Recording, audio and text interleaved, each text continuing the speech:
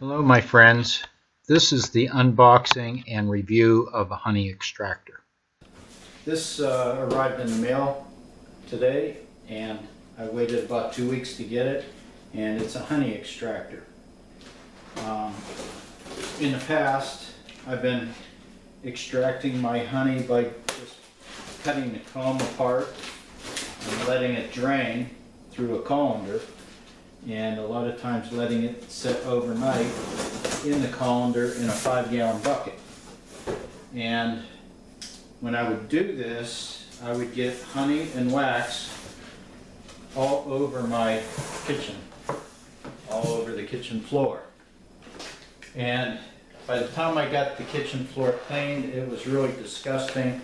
It would take about 2 weeks for me to get it clean again. So this is going to make it go a little bit easier and quicker. Okay, here's an overview of the extractor. It's stainless steel. Here's the honey gate, the handle, the legs. They're splayed outward this way. Stainless steel. This is a 4 to 8 frame extractor.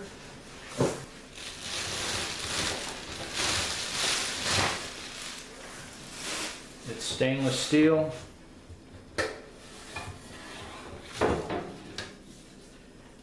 These lids are plexiglass. They're protected.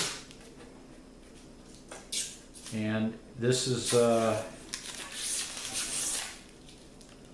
almost a necessity to be able to do an observation inside the extractor as you're spinning it, so you can see what's happening in there. And it's plexiglass, of course, is protected with this plastic sheeting. I'll clean it a little better, but I just wanted to show that you can see into the machine with this.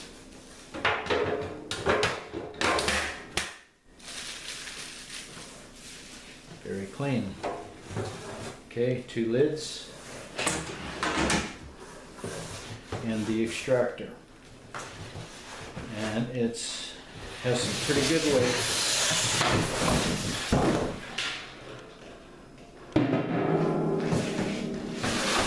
Okay, box is empty. So simple to put together. The stainless will be polished. It's protected with a plastic film also. The honey gate will go into this area right here. And my observation here is the honey gate is sitting, it looks like close to 1 inch off the bottom of the container. So when the gate is completely open, there will be honey remaining at the end. And I purchased an extractor that has a conical bottom. So the highest point is at the middle, and that's where the extractor is resting, on the middle. So it tapers down towards the honey gate. So that's a good thing. And let's see, the clearance between the bottom looks to me about half my hand, probably about 5 inches at the outside. So that can hold a pretty good amount of honey before you have to drain it. And the combs, if they're the short, they pyramid in here this way. And the longer frames will go in this direction. Okay, and here's without the handle. It spins pretty freely, pretty balanced, but I'm sure when the frames are in there, They won't be evenly balanced. This is not a radial, which I was looking or would have liked to have had. Radial is where it's going to extract the honey from both sides of the comb at the same time. When you're doing the larger frames, you're going to have to extract one side, rotate the frame, extract the second side. Doing that could break your comb from the weight of the honey on the inside, on the interior. The other thing that I would have liked to have had, and chose not to because of the cost, is a clutch on the handle. So when you get this spinning, the handle will keep spinning also until the momentum ceases. But the cost difference was $100 between the units, and I'll just get out of the way when that handle's spinning. Okay, this should make my job a lot easier and cleaner. I don't know what the height of these legs are going to do as far as once they're on. And it looks to me like a 5-gallon bucket will not fit underneath the honey gate. So I think what I would do is mount this on a mounting platform with elevation to the legs. And again, here is something. The bottom of the legs, they're not drilled, and that's something that I will do. I'll drill a hole in the bottom so that I can mount it. There will be vibration because none of the frames are going to be perfectly balanced. And here's the handle. The set screw right in will go down into a divot or a recessed hole that's in there.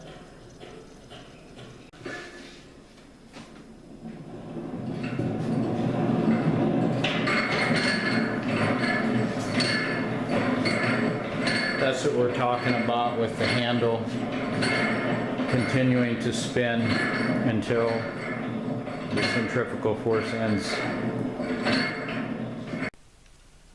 This is the pamphlet that came with the honey extractor. It's actually not a pamphlet, it's one page. And this is the model. And it came from Costway. There's one warning on here. There's no instructions whatsoever as far as assembly, and that's it, one page. Now I put the extractor together. This is the honey gate, and it's made out of nylon, which is fine. And we're doing one hand here. I tried to put it in, and you have to have that nylon nut line perfect. But one of my concerns was there was no gasket. But upon closer inspection, if you look right here, you can see that's an O-ring, and it's probably a clear one, but anyway, it matches the color of the nylon perfectly. Okay, with the honey extractor, when I was putting this in, you have to reach your hand inside the unit, and you see there's a little cut there, scrape. There's sharp edges at the bottom of the extractor. Here I removed the protective coating off of the plexiglass, and to get it completely removed, you have to unscrew all the fittings and findings, those posts, because it was assembled with a sheet of plexiglass that was already protected with plastic on both sides.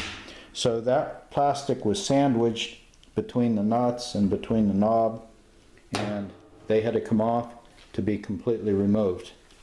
Closer inspection of this unit. Okay, we'll start at the top. The gearbox you can see right here. This cover plate is removable, and the reason for that is the gears that are in here can be replaced. Okay, the shaft, the drive shaft, It's being held with a bushing. I'm going to be guessing that there's a brass bushing inside that. The handle, as I said earlier, is connected onto the shaft. There's a hole that's drilled into this so that when this nut is tightened, it goes into the hole and locks it. Okay, this top bar is mounted so that it can be removed, so you can take the whole unit off for cleaning. That'll allow you to disconnect it and it's removed. Okay, now you can see here there is a bolt, and they gave you a spare. This is the spare. This threads into the wall and into this top nut or bracket. So we don't want to lose that, because this piece, I wouldn't say it would break, but it could be defaulted. If that comes loose, then probably our option would be figuring out how to run stainless nuts on the inside and outside, and then still bracketing. So we're looking at things that possibly could happen here. Okay, the construction of the tank, this top edge, it's a bead, it's rolled. So that makes a real nice finish. It terminates real nice. You don't have a sharp edge because of this rolled piece here. Looking at the exterior on these, I hand tightened all these pieces. These nuts right here, you can see, if you look real close, the nut itself is touching the can. There's a washer on the outside. The washer is loose. What I can see happening, this is the nut that this screws into is welded onto this little U-bracket. The U-bracket is spot welded in 2 spots, which is good. They hit it with 2 spots. Spot welds often fail, especially with stainless steel. They don't seem to hold that well. It will either stay or not. But with this bolt already being up against the can, as you tighten it anymore, it's going to be pushing that bracket in an outward direction, and it could possibly cause a failure in the spot weld. What I intend on doing is putting on lock washers right behind this washer, and that will take up the space so that the nut will not be pushing against the canister, and that should eliminate a possible failure in the future. Also, any vibrations when it's tight. See, this nut is already in and that leg is loose. That could keep vibrations from working that bolt loose. Okay, as you look at the legs, let me flip this to its side. Okay, the legs, it's a piece of stainless steel sheet metal, and it's bent into a U-channel. Okay, the metal itself, if you feel the edges, it's been cut with a metal shear. This outside edge here is soft and rounded. That's where the blade was coming down. As it did the shearing action, it left the inside of that sharp. As you look at the other side of this leg, the inside here is smooth, and this outside has the sharp edge. So you have to be careful with that. You could remove these edges if you wanted to take the time. You take a file that is a very fine file, a single cut, and you draw a file up and down this direction. I'm not going to rub my hand on there because I'll cut it. Okay, I'm not going to worry about that. I think that's a minor thing. Okay, the inside of this canister or tank it's conical. So it's higher in the center, which that's what we want. When I was looking for an extractor, I was looking for a conical shape. That way when the honey comes out, it'll flow to the outer perimeter, and that will allow more of the honey to come out of the can a little bit easier. Because of the height at this location, which you do have to have some because you have to have a nut on the inside. You have to have room for that nut to screw the honey gate into there. So because of that, when you're trying to empty the honey completely, you'll just have to tip it over so it'll flow out through there. If you look at the bottom of this canister now, the way this is made, this is folded up and similar to a soup can. The outside of the can is folded inside of this hem, this rolled hem. So it makes a real nice tight seam, just like a soup can would. When it was assembled, or when it was manufactured, they had the protective plastic on the exterior. And that plastic, I'm looking for a spot, that plastic is inside that rolled edge, right in here. You see I couldn't get it all out. That's not a problem. I'm just pointing out how it was manufactured here. The same thing when they spot welded these tabs on at the top. They cut the plastic away to leave a window to allow the spot weld machine to make its electrical connection. And one more area, and that's the seam that's welded. Okay, right here, this vertical line, it's darker. This is a continuous weld. It's a continuous spot weld. There's a machine with two rollers that'll roll and apply pressure, and it will make a continuous weld up this piece of sheet metal. It's a good weld. They do this with manufacturing soup cans, the same method now. But you can see the discoloration. The reason there's a discoloration is we're working with stainless steel, which is an alloy, and the heat has to achieve the molten temperature of the metal in order to fuse a weld. That heat causes alloying elements to start to separate. So the chrome or nickel or whatever is in this stainless has come out, or partially, and that's caused the discoloration. That discoloration could cause rusting. That would be an area that could rust.